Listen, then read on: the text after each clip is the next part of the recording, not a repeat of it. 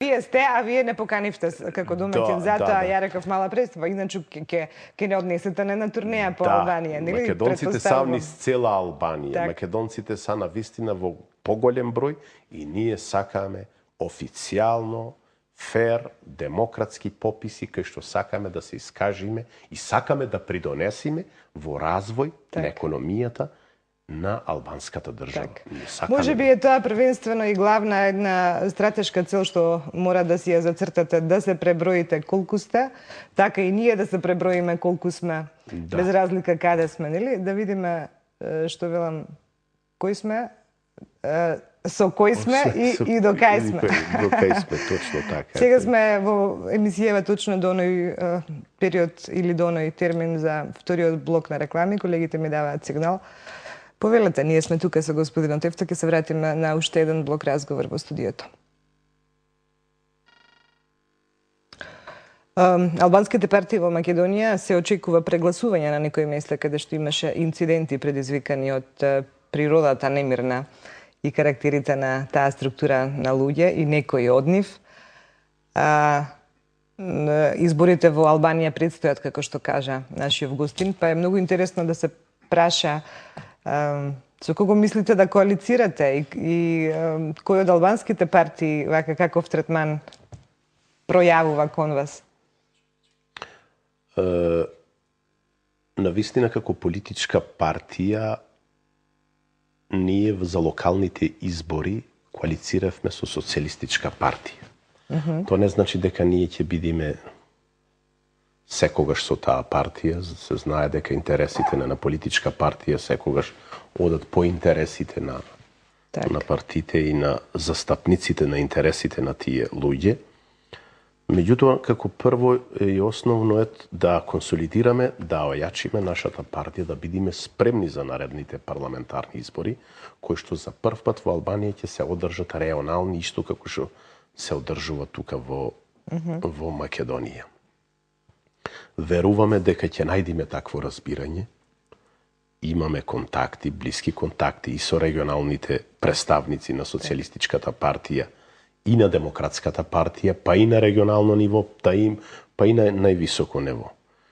Меѓутоа, нас ни представува најголемата задача дека треба како партија да и зацртаме главните работи, да одиме на вистина постепено, не на сите правци, од се да земиме помалку, од се да земиме па на крајот ништо.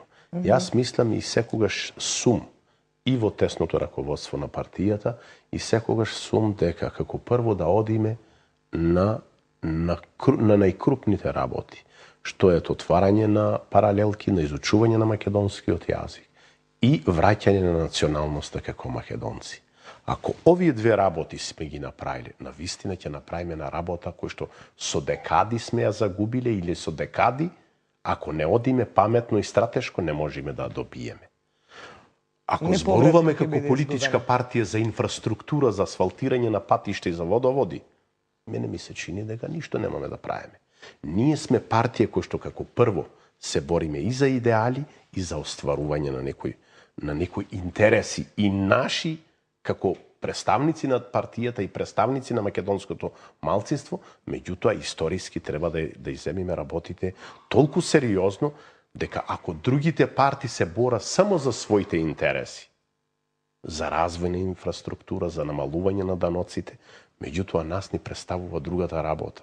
Нас ни представува да го вратиме изучувањето на македонскиот јазик, кој што е најбитен елемент на постоење на македонците и враќање на идентитетот. Веруваме дека ако бидиме компактни, ако бидиме како и досега, натре во партијата и поддршка од честните македонци и од одредени луѓе на вистина кои што внатре во систем оно колку што дозволува да се спроведе реципроцитетот, на вистина ние ќе постигнеме резултати, ќе најдеме заеднички јазик со представници на било која партија. Да ме прашам, значи сега за сега една таа македонска партија во Албанија. Да. Врз основа на програмата, вие на наредните избори ќе имате можеби убава можност да го вообличите и бројот на на македонците во Албанија како ваши гласачи, според она колку гласови сте добиле на наредните избори. Очекувате ли дека она што би било логично да се претпостави дека македонската популација ќе гласа за вас? То не значи дека да тврдиме со одговорност дека сите македонци ќе гласат за нас. Ние имаше таков случај, на пример, и во локалната власт кој се боревме. Да, дека на тие наистина избори. сите македонци не ни го дадоа гласо. Не се работи за кандидатот. Туку принципијално. Нас ни е жал на вистина дека за прв пат се појави македонската партија, кој што и од медиумите тука и од одредени новинари се злоупотребе ова. Се злоупотребе првото настапување на македонската партија со првиот кандидат. Не значи то дека Едмон Темелко е прв македонски кандидат. Македонски кандидати имало тука и наназад 20 и кусур години. Меѓутоа, за прв пат македонска партија како политички субјект, внесена на веб страницата на Државна изборна комисија, внесена во сите гласачки ливчина, беше Македонска алијанса. То нас ни предпоставуваше најголемата гордост. Македонска алијанса напишана со латиници букви. Меѓутоа, не сме љути на некој што не гласал за Едмон Темелко. Не го сакал, не гласал. Меѓутоа, ние не стигнаме да ги убедиме сите македонци, кои што на драга волја на вистина, тоа е за поздравување, за прв пат се кренаа македонците од секаде кај што беа, и во странство, мислам, во соседните држави, се кренаа и го послушаа гласот наш и дојдоа да гласат. За прв пат имаше такво најголемиот одзив на граѓани кои што дојдоа да гласат. Меѓутоа, за жал, не успеавме за да го фатиме сите македонци да даја гласо за македонската партија. Без разлика. Двата беа македонци и едниот и другиот беа македонци.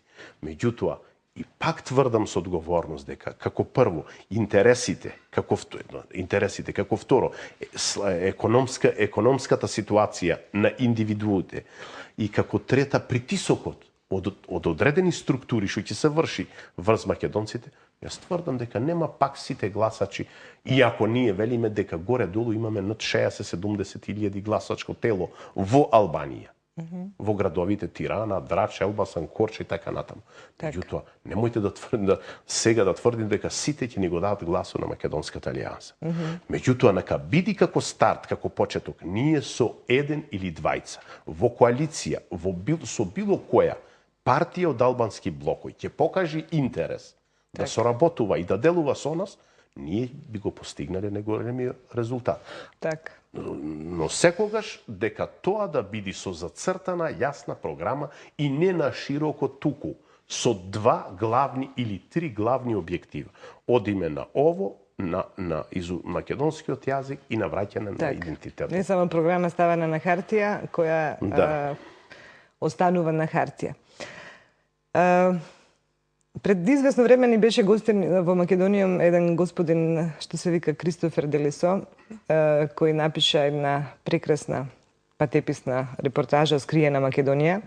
Меѓу другото, веројатно како на странец, па уште повеќе му беше интересен тој феномен на еден народ, едно езеро, ама во три различни системи или во три различни држави. Во моментов таква е реалноста, за жал.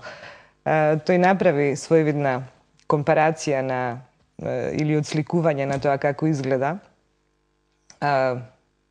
тој феномен во денешно време. Ама вас сакам да ве прашам, како вие гледате например, како се чести комуникациите од оваа страна на езерото, значи со Преспа во Македонија? И какви се комуникациите па со таа третата страна од Преспа, да речем, кај што е веројатно најслабо оди таа комуникација? Јас на вистина, бидејќи сум жител и живеам во тој дел на Преспа под Албанија, меѓутоа искрено велам дека познавајќи ја од блиску дека Преспа и како држава може сама да се прогласи и да би живеела, имала такви ресурси, може да живее и да обстанува.